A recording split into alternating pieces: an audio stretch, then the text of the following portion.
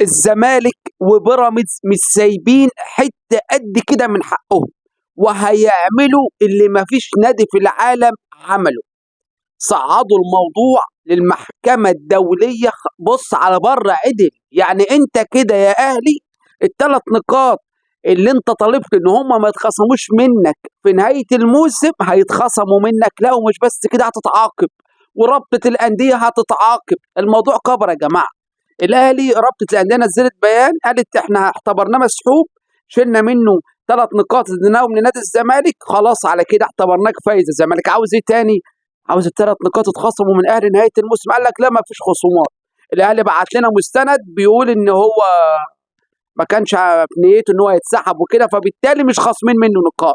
امر انتهى قولا واحدا. الزمالك يسكت، بيراميدز يسكت، ما فيش نادي ساكت. ورفعوا قضيه في المحكمه الدوليه. يعني انت بتتكلم بقى، مش الزمالك رفع قضيه ليه؟ رفع قضيه بيقول لك فين العدل؟ انا السنه اللي فاتت كنت بلعب معاكم واتسحبت امام الاهلي، كنت خايف منه، ما كانش الدنيا كانت بايظه معايا، اتسحبت. لما اتسحبت خصمتوا مني 3 نقاط في نهايه الموسم، واعتبرتوني مهزوم ب3 اهداف. اشمعنى بقى المره دي غيرتوا الموضوع؟ فحق الزمالك يزعل. والغريب بقى في الامر ان بيراميدز بجلاله قدره واقف مع الزمالك في المحكمه الدوليه. يعني بيراميدز هيدعم بفلوس والزمالك يخش بقلب جامد بقى بالدماغ بتاعته. الاهلي حط نفسه هو ورابطه الانديه في مزنق، ان هو خلاص الامر بالنسبه له كده هتخصم منه ال3 نقاط، يعني هتخصم منه ال3 نقاط في نهايه الموسم.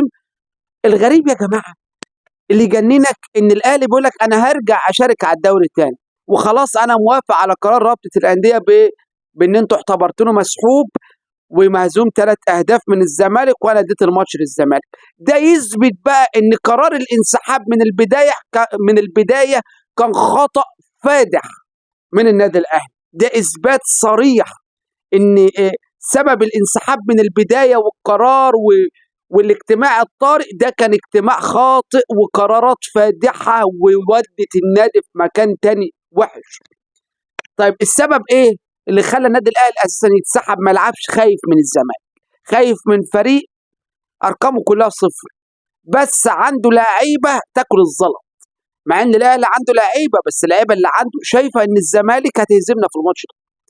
وانا شايف وبقول لك اهو الزمالك هيكسب في القضايا اللي رفعها طالما بيراميدز متضامن معاه. وكمان الاهلي عنده اوراق رسميه، مش ما عندوش، لا عنده اوراق رسميه، بس الاوراق الرسميه ما شفناهاش لسه. اللي احنا هنشوفوه بقى المستندات والاوراق الرسميه في المحكمه الدوليه هناك. والزمالك كده كده واخد حقه الثالث ومتلت هو وبيراميدز. يعني وصلنا لمرحله غريبه غريبه، والزمالك ما هو ساكت. لا الاهلي يكون مفكر ان الزمالك هيسكت، مش ساكت.